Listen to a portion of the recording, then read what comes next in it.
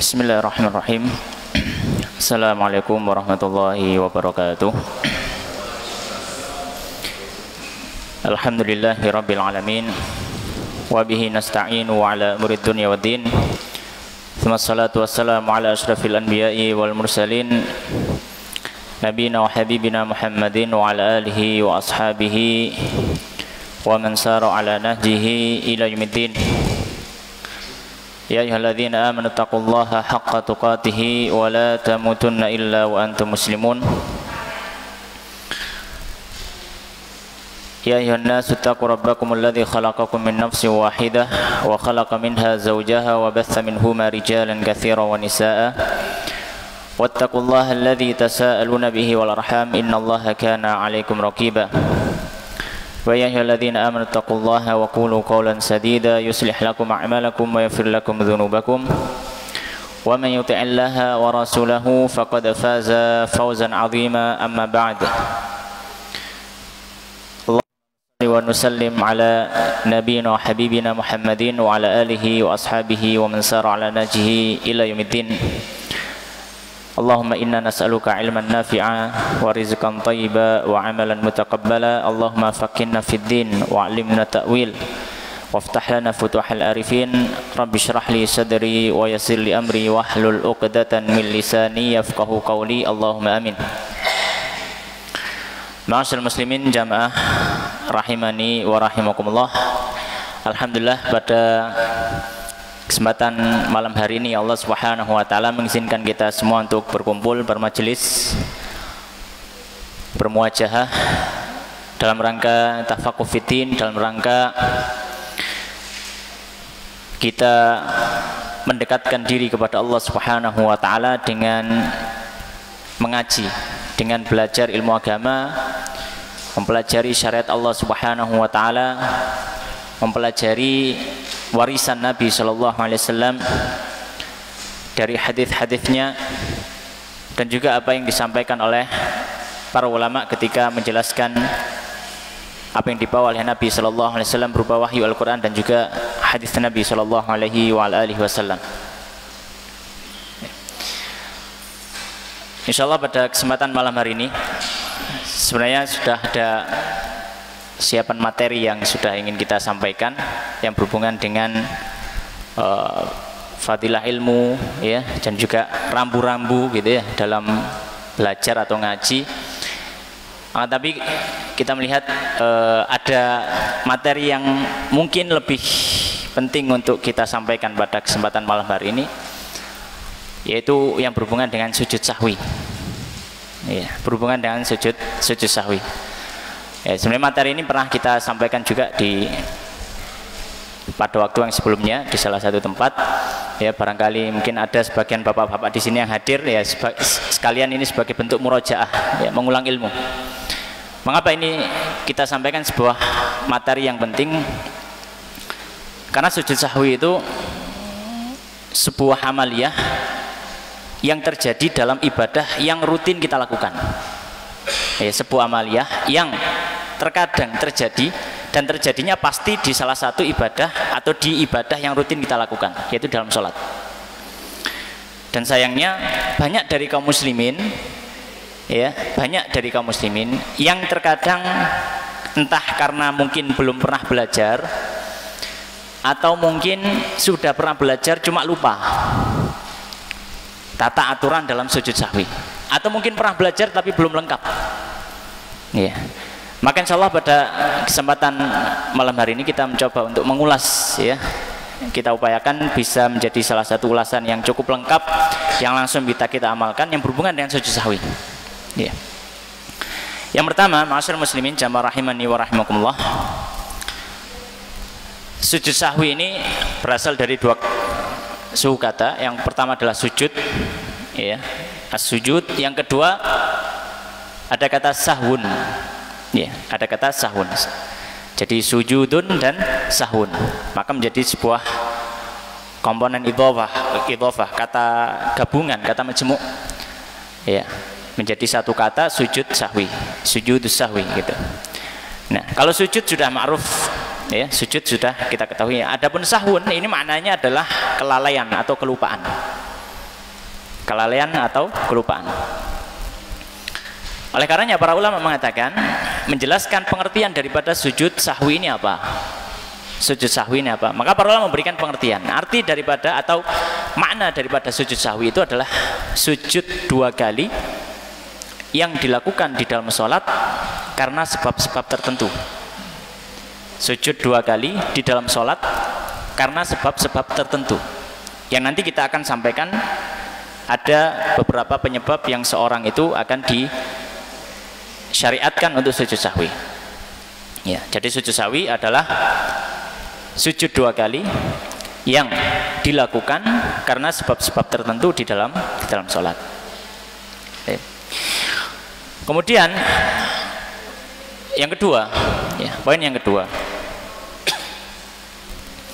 tentang masalah hukum sujud sahwi. Hukum sujud sahwi.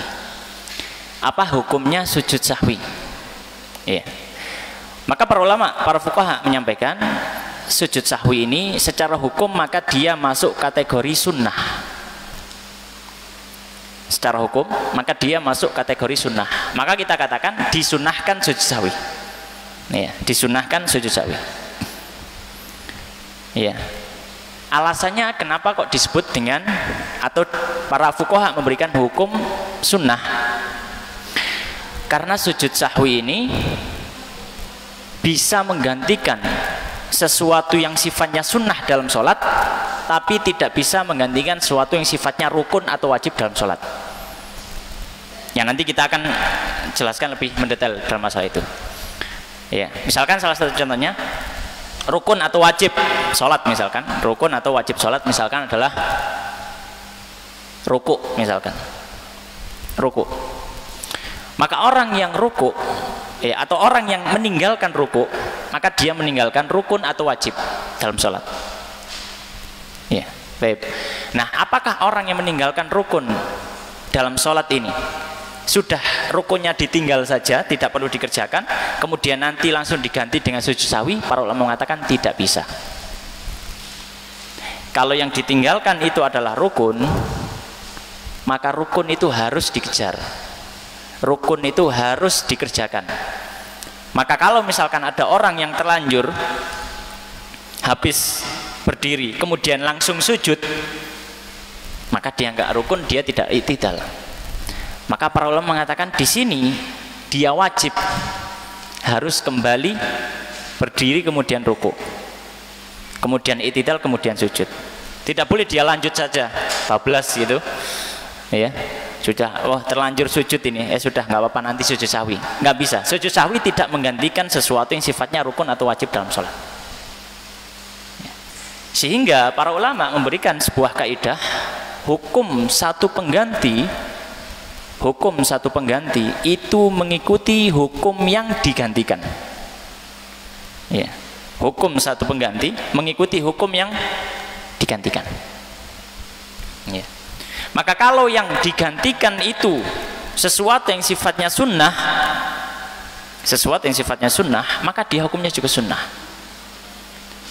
Kalau yang digantikan sifatnya wajib, maka dia juga bersifat wajib. Ya. Maka para ulama mengatakan sujud sahwi ini tidak bisa menggantikan yang wajib, karena yang wajib harus diulangi, ya, harus dikejar, tidak bisa digantikan dengan sujud sahwi. Oleh karena para ulama mengatakan sujud sahwi hukumnya sunnah karena dia bisa menggantikan yang sunnah saja, tidak bisa menggantikan yang wajib. Oleh karena dalam semua hadis-hadis yang mungkin nanti akan sebagian kita baca, ketika Nabi SAW menyampaikan, misalkan dalam hadis beliau menyampaikan, ya, falyasjud sajdatain, misalkan hendaknya dia sujud 2 kali sujud, itu untuk sujud sahwi. Sebagian ulama mengatakan, yang mengatakan bahwasanya wajib, maka hadis yang semacam ini menjadi dalil sujud sahwi wajib, karena Nabi memerintah secara hukum asalnya memberikan faedah wajib, tidak boleh ditinggalkan perintahnya Nabi. Nabi merintah secara ucapan, maka dikatakan oleh para fuqaha, maka perintah dalam sujud sahwi ini dibawa ke ranah perintah yang sifatnya sunnah, bukan wajib. Karena ada qarinah, ada faktor lain yang menurunkan derajat hukum perintah tadi menjadi sunnah bukan pada wajib. Ya, ini poin yang kedua tentang masalah hukum sujud sahwi. Ya, masalah hukum sujud sahwi. Kemudian poin yang ketiga, poin yang berikutnya tentang masalah kapankah atau tata cara sujud sahwi, atau kapan seorang itu dianjurkan untuk sujud sahwi, yaitu tempat sujud sahwi di mana. Ya. Maka di sini para fuqaha menyampaikan sujud sahwi, ya, tata caranya dilakukan 2 kali sujud yang dilakukan sebelum salam, setelah tasyahud akhir dan sholawat. Setelah tasyahud akhir dan sholawat. Jadi tempatnya, kalau misalkan ditanya kapan kita harus sujud sahwi, nah kita katakan sujud sahwi dilakukan 2 kali sujud sebelum salam, setelah kita membaca tasyahud akhir dan sholawat, ya, dan doa-doa yang berhubungan dengannya, ya. Kemudian setelah itu sebelum salam kita sujud 2 kali, ya, sebelum salam kita sujud 2 kali. Kemudian kecuali jika orang itu lupa, dia dianjurkan untuk sujud sahwi, disunahkan sujud sahwi, ternyata dia lupa, sebelum salam dia tidak sujud sahwi, baru ingat setelah dia salam, assalamualaikum warahmatullahi, assalamualaikum warahmatullahi, baru ingat tuh, saya tadi, ya, melakukan sebuah kesalahan yang disunahkan untuk sujud sahwi. Nah, maka ketika itu boleh sujud sahwi setelah salam. Tapi secara asal sujud sahwi letaknya sebelum salam, apapun alasannya, sebelum salam. Dan itu dilakukan 2 kali. Ya, dan itu dilakukan 2 kali. Baik. Sebelum lanjut, tadi ada yang kelupaan di poin yang kedua. Poin yang kedua tentang hukum sujud sahwi. Ya, hukum sujud sahwi. Ya, sebenarnya para ulama ini ada khilaf pendapat tentang masalah hukum sujud sahwi, apakah dia sunnah ataupun wajib. Maka kita sampaikan yang bisa langsung kita praktekkan saja. Kalau kita membahas khilaf itu nanti panjang. Tapi di sini apa faedahnya? Ya, kalau misalkan sujud sahwi itu dihukumi sunnah, ya, apa faedahnya? Sujud sahwi dihukumi sunnah. Toh tetap sama-sama apa? Dianjurkan, disyariatkan untuk sujud sahwi. Maka faedahnya yang pertama, kalau orang itu dia melakukan satu penyebab sujud sahwi, kemudian dia tidak sujud sahwi, yang pertama, maka tidak mempengaruhi keabsahan sholat sama sekali, karena sujud sahwi bukan wajib, tidak mempengaruhi keabsahan sholat. Maka misalkan ada orang yang melakukan penyebab sujud sahwi, kemudian dia tidak sujud sahwi, maka tidak masalah, sholatnya tetap sah, tetap sah. Ya, baik. Itu faedah yang pertama. Kalau misalkan kita katakan sujud sahwi itu sunnah, maka faedah yang pertama, jika sujud sahwi tidak dilakukan, ya tentu secara keutamaan sholatnya berkurang. Tapi apakah mempengaruhi keabsahan sholat secara hukum? Maka sholatnya tidak masalah.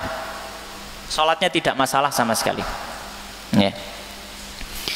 Kemudian yang kedua, ketika kita mengatakan sujud sahwi itu hukumnya adalah sunnah, ya, secara hukum adalah sunnah, maka ketika ditinggalkan, maka dia tidak dihukumi sebagai sesuatu yang haram dan menimbulkan dosa ketika dia dilakukan dalam sholatnya.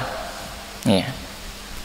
Maka tidak bisa dikatakan misalkan orang yang tidak sujud sahwi kemudian kita katakan dia berdosa dalam sholatnya, tidak bisa.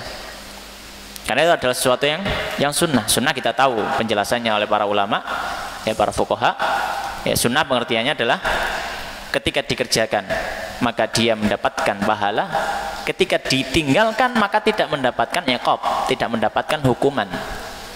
Ya, dalam artian tidak mendapatkan dosa. Ya. Ini catatan tambahan untuk poin yang kedua. Ya. Kembali tadi poin yang ketiga sudah selesai, yaitu berhubungan kapan kita harus sujud sahwi. Ya, kapan kita harus sujud sahwi. Kemudian poin yang berikutnya, poin yang keempat, apa yang menyebabkan seorang sujud sahwi? Nah, ini poin yang perlu kita ingat-ingat. Poin yang perlu kita ingat-ingat. Apa yang menyebabkan orang itu sujud sahwi? Secara garis besar, penyebab sujud sahwi ada 3. Secara garis besar.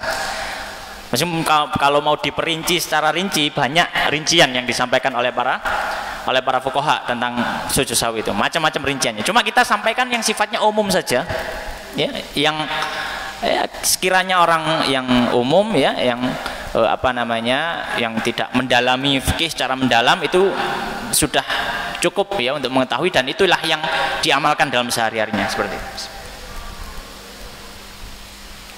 Baik. Maka penyebab yang pertama, ya, penyebab yang pertama dari sebab sujud sahwi, ya, adalah meninggalkan, ya, adalah meninggalkan rukun, meninggalkan rukun dari rukun-rukun sholat, meninggalkan rukun dari rukun-rukun sholat. Ya, sebenarnya perlu kita sampaikan juga, amalia sholat kalau dihubungkan dengan sujud sahwi terbagi menjadi 3. Terbagi menjadi 3. Yang pertama, amaliyah yang kalau ditinggalkan dia harus dikejar, dalam artian tidak boleh ditinggalkan terus lanjut, tidak boleh. Kalau ditinggalkan dia harus kembali. Kalau ditinggalkan dia harus kembali. Ya, dan nanti ada dampak yang lainnya.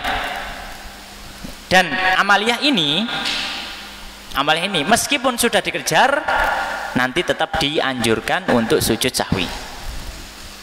Jadi sujud sahwi dalam amaliyah yang pertama ini tidak menggantikan amaliyah itu, karena amaliyah itu harus dikejar, harus dikerjakan.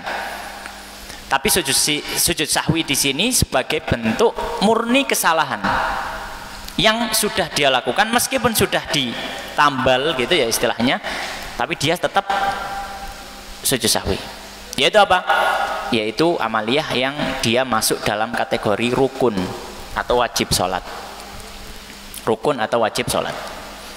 Nah, ini penyebab yang pertama. Penyebab yang pertama, meninggalkan rukun sholat. Ya, misalkan apa? Ya, misalkan orang tidak membaca Al-Fatihah di dalam sholatnya. Al-Fatihah rukun sholat. Orang tidak membaca Al-Fatihah. Ya. Atau misalkan orang lupa sujudnya cuma sekali, misal, padahal setiap rakaat sujudnya 2 kali. Dia sujud, kemudian lupa, dikira itu sudah sujud yang kedua, kemudian dia langsung duduk istirahat, kemudian berdiri, padahal dia meninggalkan 1 sujud. Berdiri baru ingat, loh tadi saya sujud cuma sekali. Apa yang harus dilakukan? Dia harus turun, duduk kembali, ya, kemudian dia sujud sujud yang kedua, baru dia berdiri lagi. Jadi harus dikejar. Harus dikejar. Baik. Jadi ini penyebab yang pertama, seorang meninggalkan rukun dari rukun-rukun sholat. Ya. Dan rukun ini entah 1 atau lebih dari 1. Rukun ini entah 1 atau lebih dari 1. Pokoknya ada rukun yang ditinggalkan, maka dia harus kejar, plus dia nanti disunahkan sujud sahwi. Ya. Baik. Sebagaimana ini pernah terjadi di zaman Nabi Shallallahu Alaihi Wasallam, di mana beliau pernah sholat, ya, kalau entah sholat asar atau sholat zuhur gitu. Kemudian beliau selesai sholat, beliau berada di salah satu sudut masjid, ya, dan beliau seperti berpikir, ya, seperti berpikir. Dan sahabat yang merawaitkan hadis ini, mereka tidak ada yang berani menegur Nabi karena wibawa Nabi luar biasa. Tapi para sahabat tahu Nabi sholatnya ini cuma 2, padahal harusnya 4. Nggak ada yang berani menegur. Tapi jamaah masih ada di situ gitu ya. Nabi cuma diam saja. Akhirnya ada seorang sahabat, ya, yang dijuluki dengan Dzul Yadain, ya. Sahabat ini Dzul Yadain itu kemudian datang kepada Nabi, kemudian dia langsung mengatakan kepada Nabi SAW, ya Rasulullah, ya, aku siratis salah amnasid. Wahai Rasulullah, apakah sholat itu dikosor atau engkau lupa dalam sholat? Maka kata Nabi SAW, lam aksur walam ansa.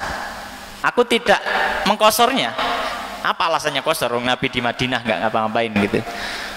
Aku tidak mengkosor dan aku juga tidak lupa. Itu menurut prasangkanya Nabi. Prasaku sholatnya jangkep mang papat gitu. Kemudian Nabi berhenti sejenak seperti mengingat-ingat. Ya, kemudian Nabi bertanya kepada sahabat yang lain. Jamaah masih ada karena baru selesai sholat. Shadaqal dzul yadain. Apakah Dzul Yadain tadi benar omongannya? Saya sholatnya cuma 2. Semua jamaah mengatakan, iya Nabi, jenengan sholat cuma 2 rakaat. Maka Nabi SAW ya, berdiri, kemudian menambahi rakaat. Kemudian sebelum salam beliau sujud sahwi. Ya, kemudian sebelum salam beliau sujud sahwi. Ya. Makanya menunjukkan apa? Beliau meninggalkan rukun. Dan Nabi SAW mengejar rukun tersebut. Tidak mencukupi hanya sujud sahwi. Loh, yang ditinggalkan Nabi kan 2 rakaat. Ya, setiap rakaat itu kan mesti terdiri dari apa? Rukun sholat. Tapi Nabi ketika meninggalkan rukun sholat, beliau kejar, beliau masuk sholat lagi, takbiratul ihram, sholat 2 rakaat. Kemudian sebelum salam beliau sujud sahwi, kemudian baru salam. Makin menjadi dalil bahwasanya ketika rukun itu ada yang tertinggal, ada yang ditinggalkan, maka disunnahkan untuk sujud sahwi dan dia harus mengejar. Termasuk juga yang berhubungan dengan rukun. Mungkin ini masuk poin yang pertama juga ya. Mungkin kesalahan dalam rukun gitu aja ya. Kesalahan dalam rukun yang pertama kemungkinannya yang A gitu ya, kemungkinannya adalah mengurangi, atau kemungkinan yang kedua menambahi. Kemungkinan kedua menambahi. Iya. Barangkali pernah terjadi barangkali ya waktunya tasyahud akhir misalkan ya, kemudian ternyata apa, imamnya berdiri atau kita berdiri, ketika berdiri baru ingat tuh ini tadi harusnya rakaat terakhir kok saya berdiri ya, kok saya berdiri, maka ketika itu ya sudah dia kembali duduk, tidak dilanjutkan ya, tidak dilanjutkan karena ini sama saja menambahi rukun. Rukun dalam sholat itu harus tetap seperti itu, tidak boleh dikurang, tidak boleh ditambah. Kalau dikurang atau ditambah ya, maka dia disunahkan sujud sahwi kalau lupa. Kalau sengaja maka batal sholatnya, kalau sengaja ya. Makanya ini semuanya kalau itu adalah sifatnya sahwun. Sahwun itu tadi lalai, lupa ya. Sebagaimana Nabi SAW pernah ya, beliau juga dalam satu riwayat pernah sholat 5 rakaat padahal sholatnya sholat yang 4 rakaat dalam riwayat Bukhari ya, dari sahabat Abdullah bin Mas'ud. Pokoknya beliau mengatakan sholat Nabi SAW adzuhra khamsan. Nabi itu pernah sholat zuhur 5 rakaat. Ya, sahabat gak ada yang berani mengingatkan karena dikira mungkin perubahan aturan dalam syariat kan belum tahu gitu ya. Maka setelah sholat Nabi SAW ya, ada seorang sahabat yang datang kemudian mengatakan azida fi shalah, Nabi apakah sholatnya memang ditambahi 1 rakaat ya. Kemudian Nabi mengatakan wa madzak, apa maksudnya gitu. Kemudian sahabat tadi mengatakan shalaita khamsan, Nabi jenengan tadi sholatnya 5 rakaat, sholatnya 5 rakaat ya. Gimana ini sudah selesai salam ya, bukan waktu berdiri ya. Jadi nggak mungkin Nabi gimana kan, sudah tutup kan gitu. Maka apa yang dilakukan Nabi? Maka Nabi SAW fathanna rijlaihi wa sajada sajdatain. Maka beliau duduk kemudian beliau sujud 2 kali. Ini menunjukkan kalau misalkan orang tidak tahu dan dianjurkan untuk untuk sujud sahwi dan dia baru ingat setelah salam, maka tetap disunahkan setelah apa? Setelah salam tersebut. Al-kulihal. Ini penyebab yang pertama. Penyebab yang kedua adalah seseorang meninggalkan salah satu amaliyah sunnah yang disunahkan sujud sahwi. Jadi amaliyah dalam salat itu ada rukun yang dia kalau ditinggalkan harus dikejar, dan disunahkan sujud sahwi. Ada yang kedua sunnah kalau ditinggalkan disunahkan sujud sahwi. Ada yang ketiga sunnah yang kalau ditinggalkan tidak disunahkan sujud sahwi. Ya, amaliyah yang kedua. Biasanya kalau dalam bahasa fikih disebut dengan sunnah ab'ad. Ya, sunnah ab'ad. Nah, sunnah ini yang disepakati oleh para ulama yang disunahkan kalau ditinggalkan sujud sahwi adalah tasyahud awal.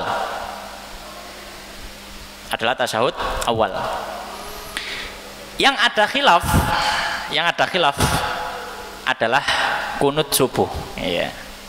Kalau dalam mazhab Syafi'i, kunut subuh termasuk sunnah ba'd. Ya, sunnah ba'd. Tapi ada khilaf di antara para ulama. Ya, sebagian ulama mengatakan ya seperti yang kita tahu ya, tidak dianjurkan kunut subuh. Sebagian ulama mengatakan dianjurkan kunut subuh. Ya. Ala kulli hal ya, yang berpegangan bahwanya kunut subuh ini termasuk sunnah ba'd, ketika dia tinggalkan disunahkan sujud sahwi.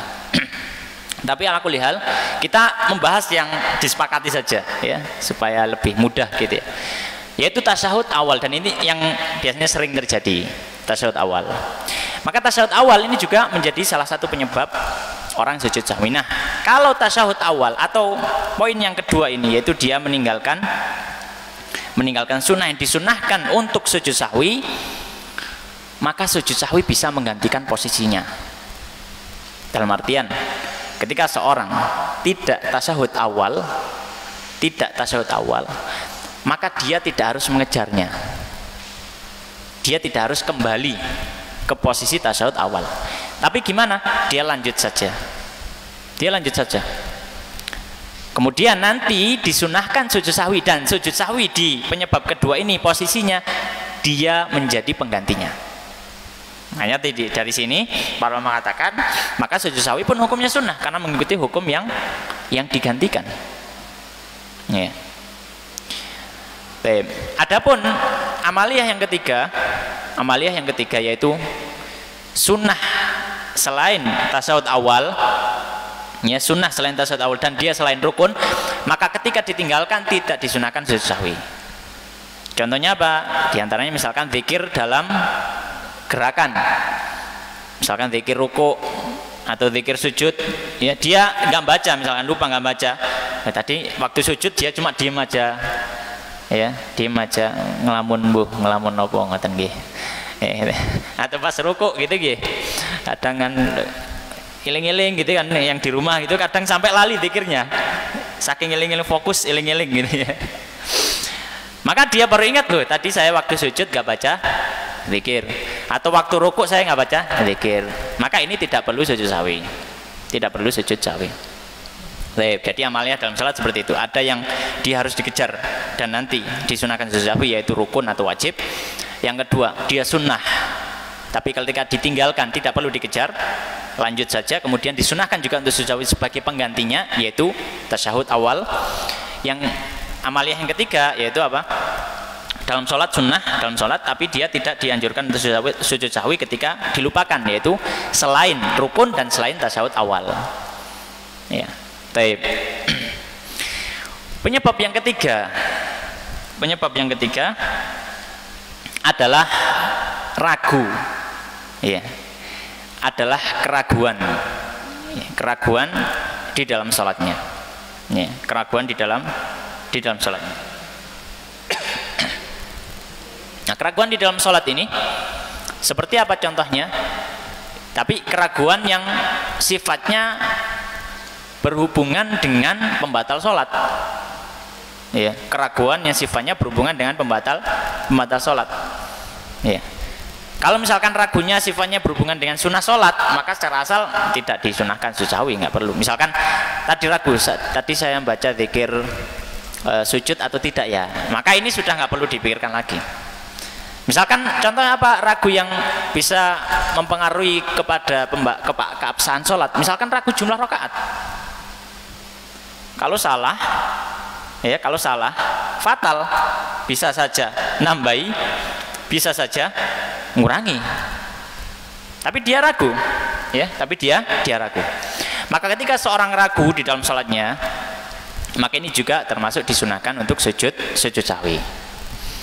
Ya, maka ini secara umum ya, secara umum 3 penyebab yang menjadi penyebab sujud sahwi. Jadi yang pertama berhubungan dengan rukun, entah itu ditinggalkan atau ditambahi. Yang kedua adalah dia meninggalkan sunnah ab'ad atau sunnah yang ketika ditinggalkan diganti dengan sujud sahwi, yaitu tasyahud awal, atau dalam mazhab Syafi'i ditambahi kunut subuh plus kunut witir ya. Kunut witir di Ramadan itu dalam mazhab Syafi'i juga sunnah ab'ad. Kunut witir di separuh Ramadan yang terakhir. Kemudian yang ketiga adalah dia ragu ya, dia ragu di dalam sholatnya yang berhubungan dengan keabsahan sholat itu ya, maka ini 3 penyebab. Baik, sekarang kita akan bahas poin yang berikutnya, yaitu tata cara. Ketika kita membahas tata cara, perlu kita perhatikan, kita perlu membedakan 2 jenis manusia atau jenis orang yang sholat, karena nanti dampaknya itu agak berbeda. Yang pertama adalah bagi seorang imam atau orang yang sholat sendiri. Bagi seorang imam atau orang yang sholat sendiri, maka ini hukumnya sama nanti, tata aturannya sama. Dia imam atau sholat sendiri. Yang kedua, makmum. Ya, nanti beda, aturannya beda. Ya, terhadap 3 penyebab tadi. Kita mulai dari yang pertama dulu, dari imam atau orang yang sholat sendiri. Imam atau orang yang sholat sendiri. Baik. Kita mulai satu persatu. Dari yang atas, penyebab yang pertama yaitu yang berhubungan dengan rukun, ya, yang berhubungan dengan rukun. Maka kalau misalkan seorang yang sholat itu dia meninggalkan rukun sholat, dan dia seorang imam atau dia orang yang sholat sendiri, kemudian dia meninggalkan rukun sholat, maka dilihat posisinya kapan dia ingat. Posisi kapan dia ingat. Jika posisinya masih belum di rukun yang sama dari rukun yang dia tinggalkan di rakaat berikutnya, maka dia kembali, harus wajib. Kalau dia lanjut batal sholatnya, karena krusial rukun ya, rukun itu wajib, harus dikerjakan. Contohnya gimana? Misalkan misalkan ada orang yang lupa sujudnya cuma sekali, langsung dia berdiri. Dia baru ingat misalkan ketika ruku, dia kan berdiri rakaat kedua, kemudian dia baca Al-Fatihah dan baca surat pendek, kemudian dia ruku. Baru ingat dia ruku, tadi saya rakaat pertama sujudnya cuma berapa? 1 kali. Maka orang ini ingatnya sebelum di rukun yang sama, di rukun yang ditinggalkan di rakaat berikutnya, dia ingatnya di ruku. Maka orang ini harus kembali lagi. Maka ketika dia ruku, maka dia kembali turun untuk sujud. Ya, untuk sujud. Ya, dan sebelum itu tentunya dia duduk dulu, ya. Duduk di antara 2 sujud masuk rukun juga, gitu. Duduk kemudian sujud, kemudian dia berdiri. Kemudian dia ruku. Ruku yang tadi nggak dianggap, berdiri yang tadi tidak dianggap. Pokoknya amaliyah yang dilakukan setelah ruku, setelah rukun yang ditinggalkan tidak dianggap. Amaliyah yang dilakukan setelah rukun yang ditinggalkan tidak dianggap. Maka dianggap tidak sah rukun tadi. Maka dia kembali ke rukun yang ditinggalkan, kemudian dia mengerjakan amaliyah dari situ. Dilanjut. Ya. Itu kalau ingatnya sebelum rukun yang sama yang dia tinggalkan dan belum di rakaat berikutnya. Bagaimana kalau misalkan dia ingat di rukun yang sama yang dia tinggalkan atau lewat itu di rakaat berikutnya. Misalkan dia lupa tadi, rakaat pertama dia lupa tidak sujud 2 kali, sujudnya cuma sekali langsung berdiri. Berdiri, rakaat kedua, kemudian dia ruku, kemudian dia i'tidal, kemudian dia sujud, kemudian dia duduk di antara 2 sujud, kemudian dia sujud, kemudian dia sujud, kemudian dia duduk tasyahud, itu mau duduk tasyahud, kemudian dia ingat, tadi saya di rakaat pertama saya sujudnya cuma sekali. Maka ini mau ngejar gimana, posisinya sama gitu kan, nggak mungkin ngejar sudah posisinya sama, ngejar gimana. Maka para ulama mengatakan rakaat yang tidak ada rukunnya dianggap tidak sah, dan rokaat setelahnya itu dianggap rokaat berikutnya. Dalam artian dianggap rokaat yang kedua, yang pertama, karena rokaat yang sebelumnya tidak sah. Ya. Maka dia nanti setelah sholat nambahi 1 rokaat, karena rokaat yang hilang rukunnya, rokaat itu tidak dianggap. Rokaat itu tidak dianggap.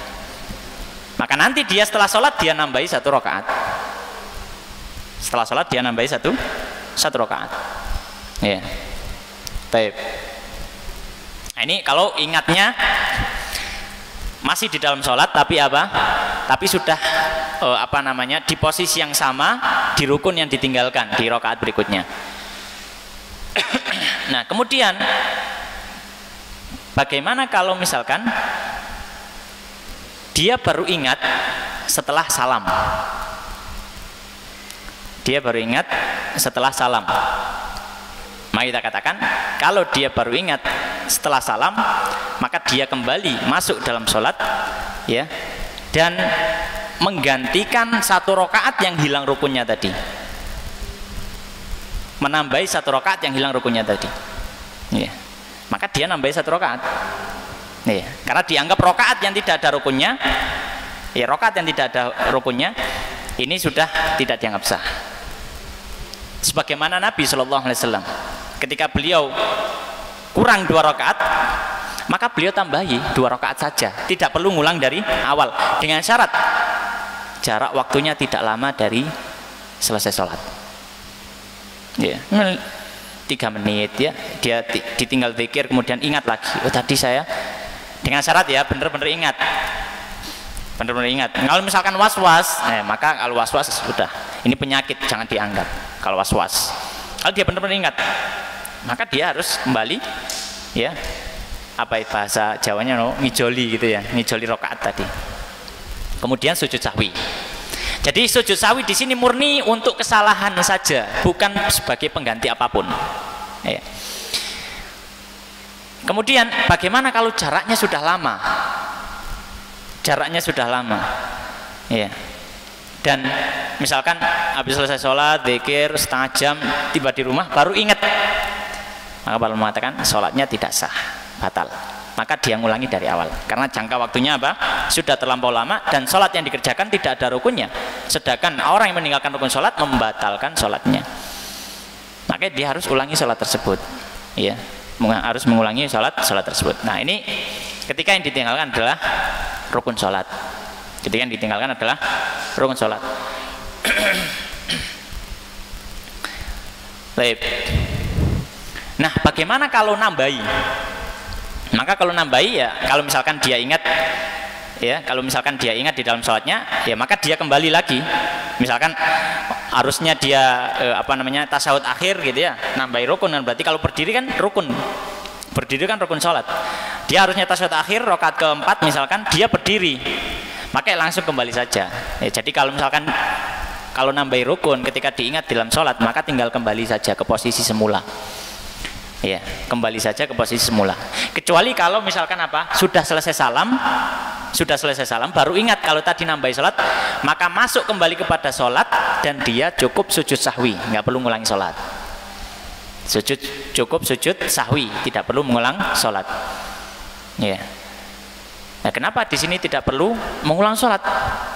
Iya, karena secara asal sholatnya sudah lengkap. Secara asal sholatnya sudah lengkap. Kesalahannya adalah pada nambahi tadi. Ya, pada nambahi tadi. Maka nambahi tadi itu adalah kesalahan dalam sholat. Maka di sini kesalahan itu ditebus dengan sujud sahwi tersebut. Ya, untuk menebus kesalahan. Ya, untuk menebus kesalahan. Baik. Nah, ini berlaku untuk imam dan sholat sendiri. Kondisi yang kedua, ketika yang ditinggalkan oleh imam atau orang yang sholat sendiri adalah tasyahud awal atau sunnah yang disunnahkan untuk sujud sahwi ketika ditinggalkan, yaitu kita sampaikan tadi tasyahud awal. Mari kita sampaikan. Ini melihat kondisi kapan dia ingat. Melihat kondisi kapan dia ingat. Kalau dia ingat sebelum berdiri tegak, Dia ketika harusnya tasyahud awal, kemudian dia berdiri. Sebelum berdiri tegak, ya mungkin nyampe ya mau berdiri gitu atau pas posisi mau rukuk, ya hampir mau rukuk misalkan, dia ingat, maka dia kembali lagi. Kalau belum sampai posisi tegak lurus berdiri, ketika kemudian dia ingat, maka dia kembali lagi. Kalau dia sudah posisinya berdiri, sudah sempurna berdiri, maka tidak boleh kembali lagi. Tidak boleh kembali lagi.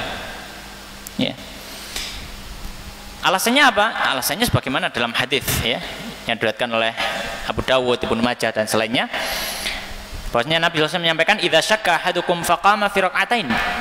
Jika kalian ragu dalam sholat terus ternyata berdiri di rakaat kedua dalam kondisi belum tasyahud awal, fastatamma qa'iman, lalu dia sempurna dalam kondisi berdiri, falyamdi, maka hendaknya dia lanjut. Maksudnya apa? Tidak usah kembali duduk. Wal yasjud sajdatain, dan hendaknya dia sujud nanti dua kali sujud. Wa illam yastatim qa'iman, dan kalau dia belum sempurna berdiri, masih misalkan mau berdiri dalam posisi ruku atau misalnya, ya, falyajlis, silakan dia kembali duduk. Ya. Falyajlis, silakan dia kembali duduk. Wala sahwa alaihi, dan tidak ada sahwu. Karena dia tidak ada yang perlu digantikan, ya, tidak ada yang perlu digantikan. Karena kita sampaikan tadi di penyebab kedua ini sujud sahwi posisinya kan pengganti. Bukan murni sebagai karena kesalahan dalam sholat, tapi sebagai pengganti amaliyah itu. Kalau dia sudah tasyahud awal, nggak perlu sujud sahwi, nggak perlu sujud sahwi.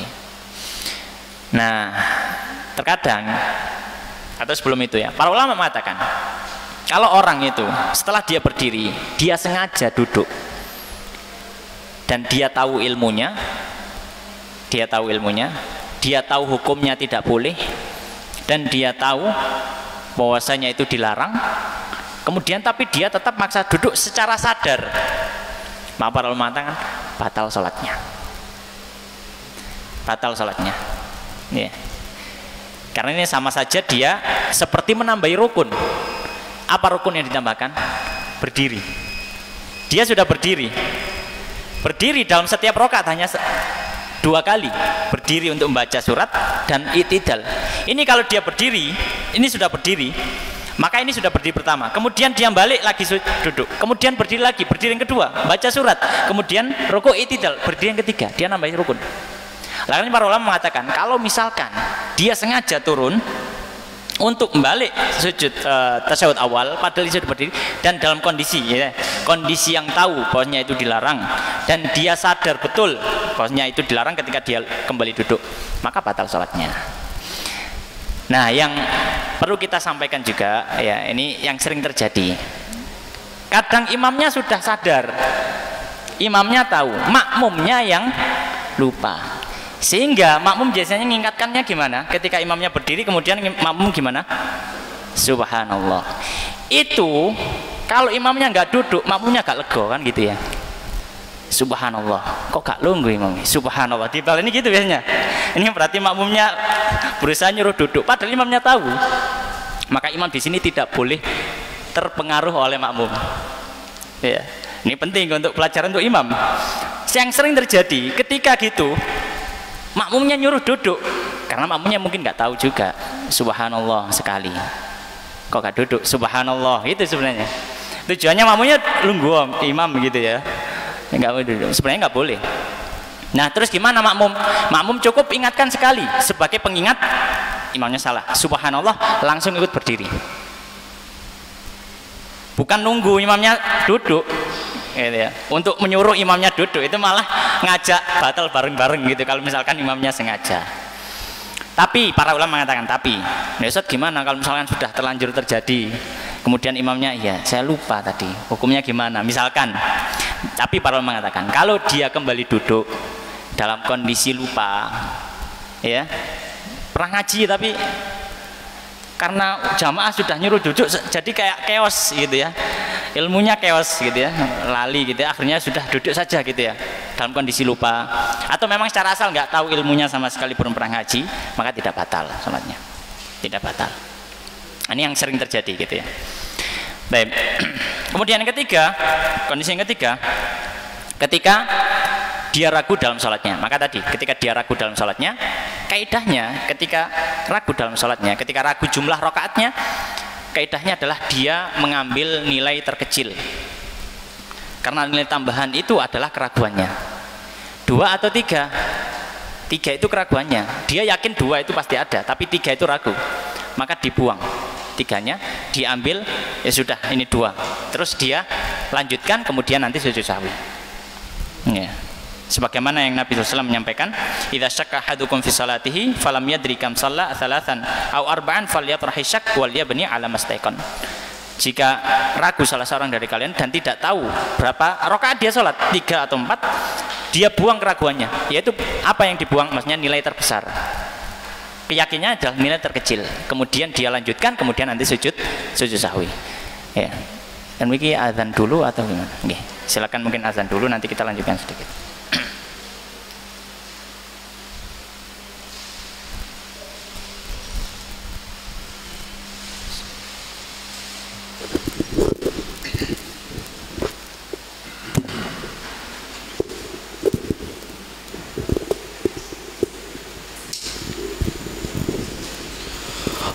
Allahu Akbar, Allahu Akbar, Allahu Akbar,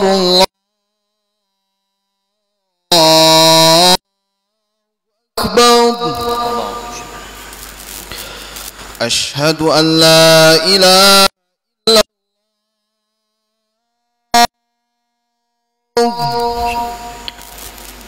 أشهد أن لا إله إلا الله.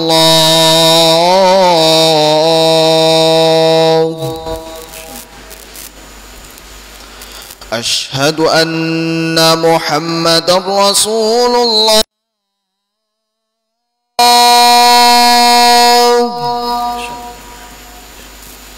أشهد أن محمدا رسول الله.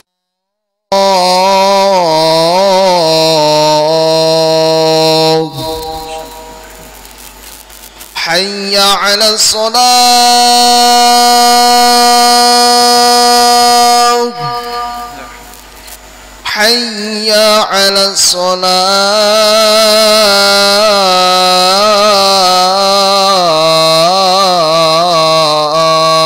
الصلاة،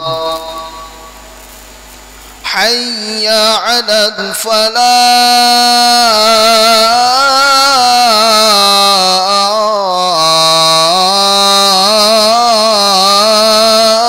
الفلاح. حي على الفلاح.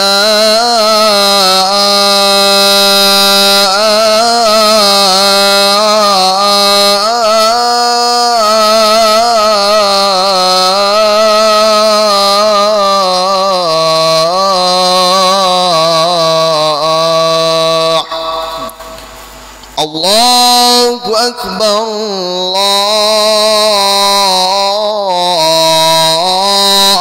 الله أكبر، لا إله إلا الله.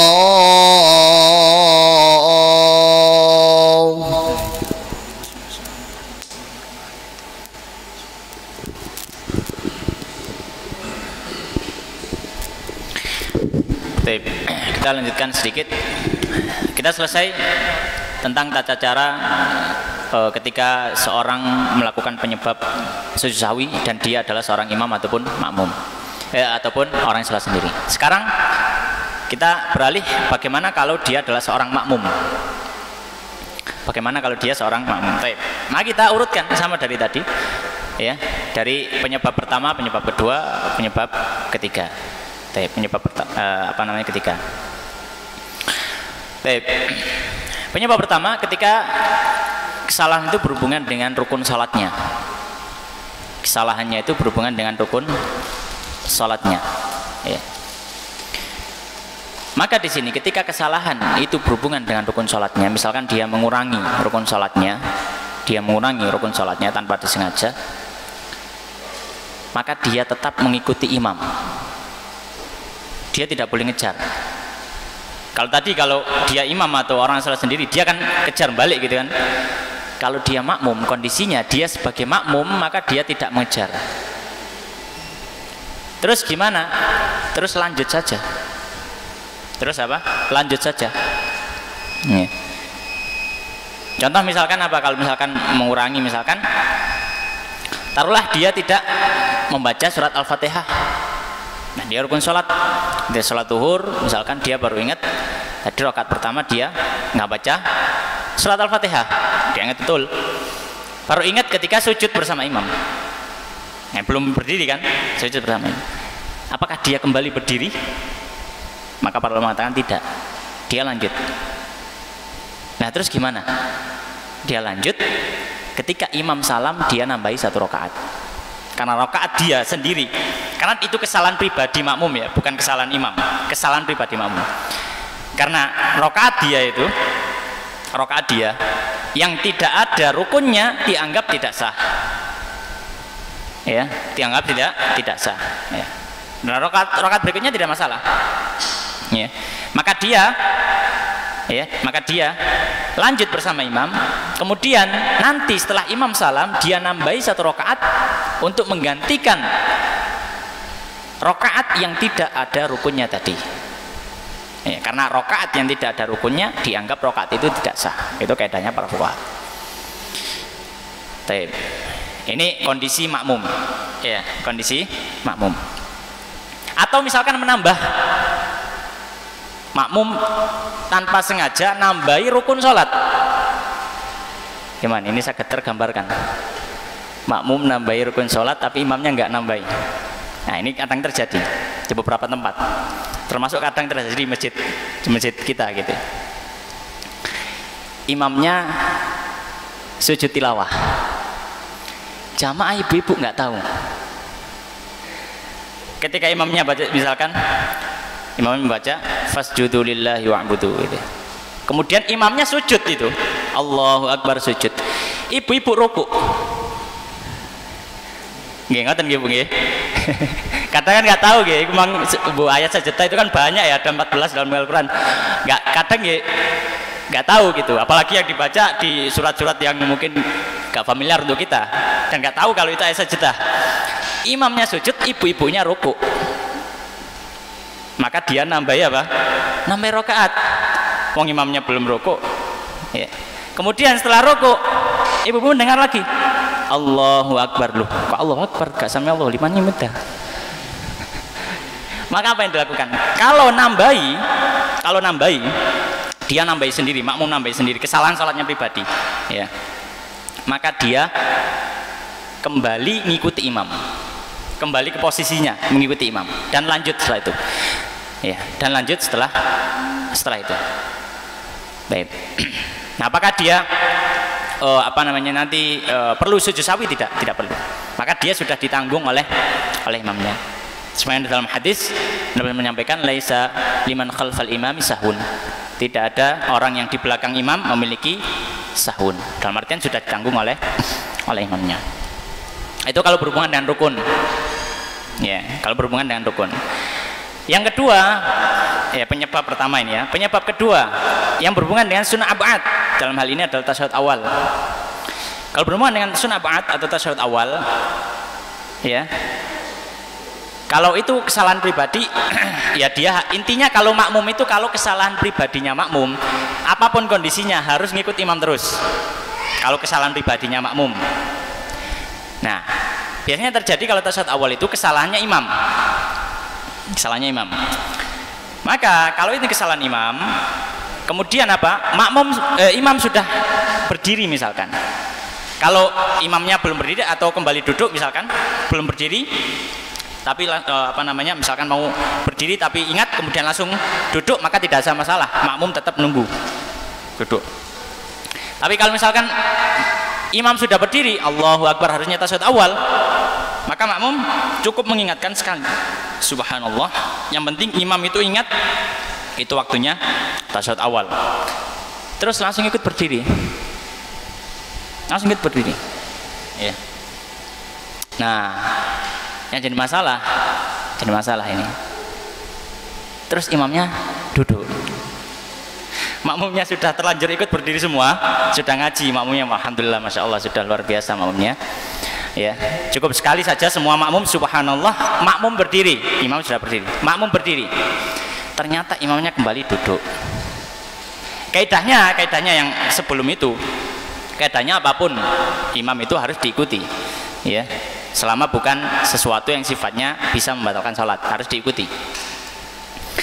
Tapi ketika imam itu kembali duduk, para fuqaha menyampaikan makmum di sini punya dua pilihan. Tapi di setiap pilihan intinya dia nggak boleh ikut duduk. Dia nggak boleh ikut duduk. Kalau dia ikut duduk, dia tahu itu batalkan sholat kan, nggak bisa. Sama saja dia sengaja melakukan membatalkan sholat. Maka di antara dua pilihan dia nggak boleh ikut duduk. Apa pilihannya? Yang pertama, dia tunggu imam sampai berdiri. Jadi dia posisinya tetap berdiri, menunggu imamnya berdiri. Ya, menunggu imamnya apa? Berdiri. Itu pilihan yang pertama. Pilihan yang kedua, dia niat mufaraqah. Niat mufaraqah itu apa? Niat memutuskan jamaah dengan imam. Dan dia lanjutkan sholat sendiri. Dia lanjut. Nah, niat mufaraqah ini disampaikan oleh para fuqaha dan ada beberapa dalil ada dalil yang menunjukkan bolehnya niat mufaraqah kalau ada hajat kebutuhan. Seperti ini kondisinya. Maka apa? Maka si imam dia duduk, biarkan dia duduk.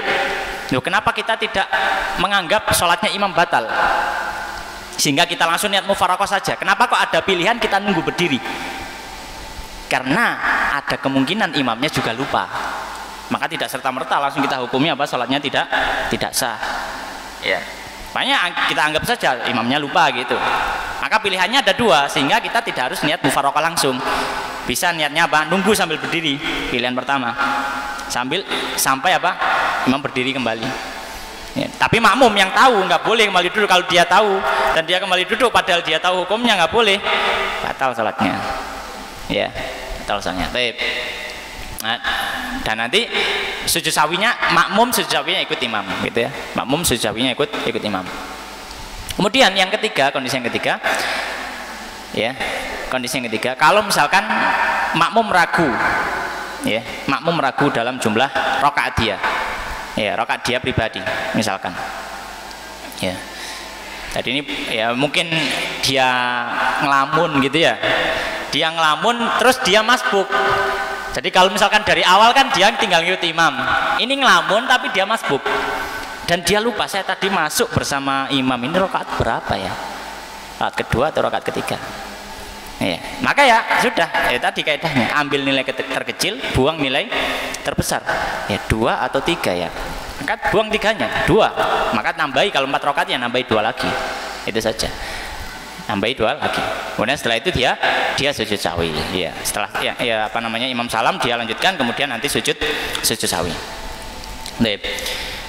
Itu kemudian poin terakhir tentang apa yang dibaca pada waktu sujud sawi. Apa yang dibaca pada waktu sujud sawi. Kita sampaikan ya sebagai apa namanya gambaran umum kita. Tidak ada riwayat sama sekali yang menunjukkan ada bacaan khusus sujud sawi. Tidak ada riwayat sama sekali. Maka bacaan yang diajarkan oleh para fuqaha itu semuanya muncul dari ijtihad. Maka ijtihad yang pertama mengatakan yang dibaca pada waktu sujud sawi seperti membaca doa sujud sholat. Seperti membaca pada waktu sujud sholat. Dalilnya apa? Dalilnya qiyas. Kita nggak katakan dalilnya hadis ya, nggak ada hadisnya. Dalilnya qiyas. Ya, karena sama-sama sujud yang disyariatkan di dalam sholat, maka bacaannya disamakan dengan bacaan sholat. Dalilnya qiyas. Maka ketika sujud sawi bacanya ya bisa subhana rabbiyal a'la atau mungkin subhana rabbiyal a'la wa bihamdi atau doa-doa yang lain yang diriwayatkan dari Nabi sallallahu alaihi wasallam. Itu pendapat yang pertama. Hasil ijtihad ulama yang kedua yang mengatakan juga diperbolehkan membaca doa yang diajarkan para fuqaha yang berhubungan dengan ada penyebutan lupanya. Karena dia sujud yang berhubungan dengan apa? lupa. Jadi dalam doanya, dalam zikirnya harus ada unsur yang berhubungan dengan kelupaan itu. Oleh karenanya akhirnya para fuqaha memberikan contohnya, diantaranya apa?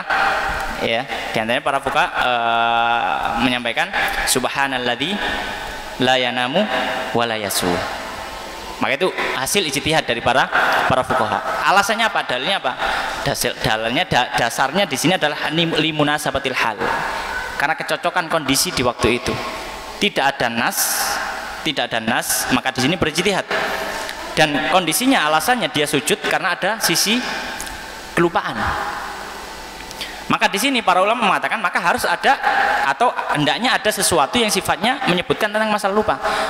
Ya, maka arti kata subhanalladzi la yanamu wa la yashu, maha suci engkau ya Allah yang tidak tidur dan tidak lalai, itu ada unsur pengakuan kita ini hamba yang mudah lupa, maka maafkan kami. Maka ini dalilnya hana limunasabatil hal, ya, karena kecocokan dalam kondisi tersebut. Ya. Intinya apa? Intinya kalau mau membaca doa sujud yang biasanya dibaca juga diperbolehkan, ya, dalilnya adalah qiyas tadi. Kalau misalkan mau membaca yang subhanalladzi la yanamu wa la yasu, maka ini juga disampaikan oleh para fuqaha dengan landasan ini adalah limunasabatil hal, karena menyesuaikan kondisi sujudnya. Ya, kondisi sujudnya bukan sujud hanya memuji Allah, memujinya kenapa? Karena itu ada kesalahan di situ. Maka ada unsur hendaknya disebutkan kata-kata yang berhubungan dengan kelalaian. Mungkin demikian yang bisa kita bahas pada kesempatan malam hari ini. Ya, mohon maaf kalau misalkan sedikit memperpanjang. Demikian wallahu taala alam. Shallallahu wa sallim wa barik ala nabiyina Muhammadin wa ala alihi wa ashabihi ajmain. Kita tutup dengan doa kafaratul majelis. Subhanakallahumma wa bihamdika asyhadu an la ilaha illa anta astaghfiruka wa atubu ilaik wa akhiru da'wana alhamdulillahirabbil alamin. Assalamualaikum warahmatullahi wabarakatuh.